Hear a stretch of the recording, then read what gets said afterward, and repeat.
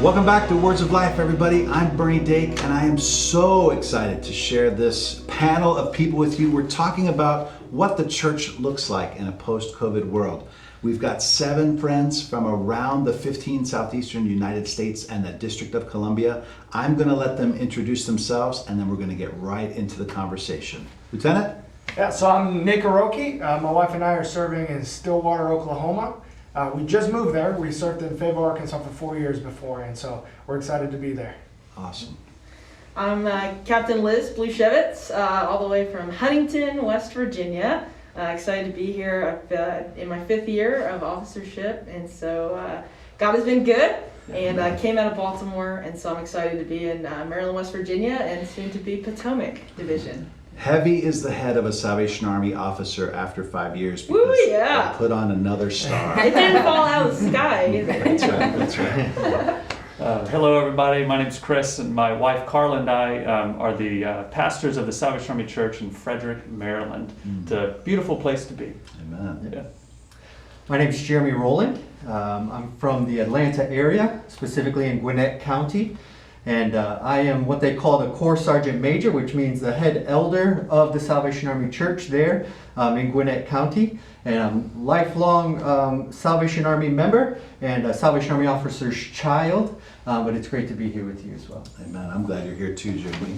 Shan? Hi, how are you? This is Shan. I'm SAMS. I'm not working at the SAMS, but this is Salvation Army Mission Specialist. I'm a neighbor of the headquarters of the International Core I serve. Yeah. Amen. I'm Angie Repass. My husband David and I are stationed at the Atlanta International Core, Multicultural Core here in the Atlanta area. We've been there for just over a year. I'm Antoine Yoakum. My wife Bethany and I serve in Johnson City, Tennessee, a beautiful part of the country, and I'm glad to be here. Thanks, everybody. We're absolutely glad that you're here. We really want to dive right in and figure out, what did your church look like? What did your service in your community look like pre-COVID, when everything was kind of the old normal? It's open to anybody. At the Atlanta International Core, as I mentioned, we're a multicultural core, and so we have a Hispanic congregation, Korean congregation, as well as English speaking. We meet together every Sunday, and the holiness meeting, the worship service that we have, is done in English and translated into the other 2 languages. We have separate Bible studies in the various languages as well. As far as our service to the community, we were very limited. We had a food pantry is what we had at that time. And so our services were a little limited, but as we get into it, we'll see some doors that got open because of COVID. And so we were just very fortunate with the multicultural side. We bring our youth together because these kids don't speak as much Korean, they don't speak as much Spanish, and so we always come together and do the English stuff as well. That's a glimpse into a Salvation Army church in Georgia, in the Atlanta metro area. What's it look like in Oklahoma? So I was in Arkansas pre-COVID, and so I was one of the ones that moved during the whole COVID pandemic. So there was a big change. So the appointments, the churches are different. But when I talk pre-COVID, I have to look at Fayetteville. And Chris and I were actually talking earlier how you get in this groove. So 4 years into it, you get in this groove where you're finally used to, okay, here's what's going on, here are the plans, here are the partnerships, here's how we're involved, and then this hits. You're like, nothing ever prepared us for that. Nothing prepared us to say, hey, 2 weeks, okay, we can all take 2 weeks off. But then it wasn't 2 weeks. And so that looked very different, going from working every day with guys who are struggling with addictions to now, how do you do that virtually? They live together, and so that was a challenge. Okay. Liz, in your community, how does the Salvation Army serve in the pre-COVID world? Yeah, so West Virginia is wild and wonderful, for sure. Our core, you never know who is going to walk in or what.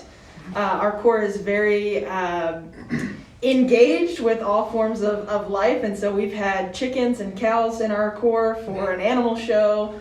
Our soldiers love to come in and bring in canned peppers, all kinds of crazy stuff, and say, hey, Captain, try this out. I'm trying to see if they can make me cry with their concoctions of peppers and craziness.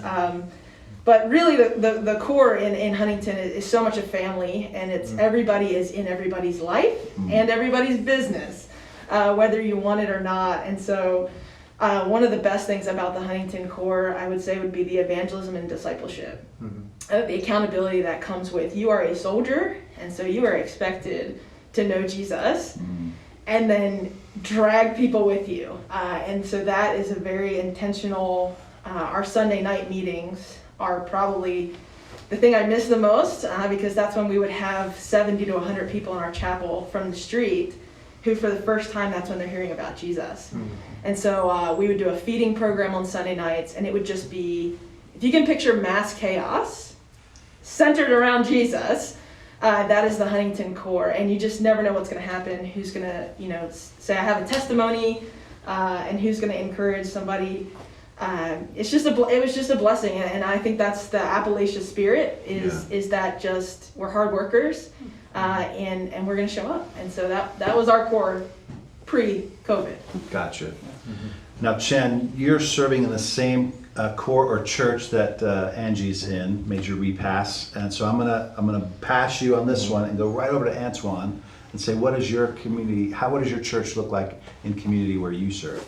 Yeah. Pre-COVID. It's a great question. In Johnson City, Tennessee, like many of our churches, our ministry comes from the touch points, right? And so in most of our churches, what we call cores, you have so many folks coming through our doors on any given moment, seeking some type of assistance. And I love the Salvation Army because there are many churches who desire to have those touch points that we have, where our love for Jesus extends to our services. And so in Johnson City, pre-COVID, whether it's through our shelter ministry, our veterans program, whether it's through our emergency services, or even our soup kitchen, those are a lot of touch points, that our staff had. And even if it wasn't from sharing the gospel through the scriptures, it was through our love and our compassion, through our meals, or through giving somebody a place to take a shower. And even on our financial emergency services side, that was something that at any given point, you're going to have 15 people sitting in the lobby waiting to see the caseworker or waiting to get a food basket. And again, most of our churches are operating that way and very similar in that framework. And so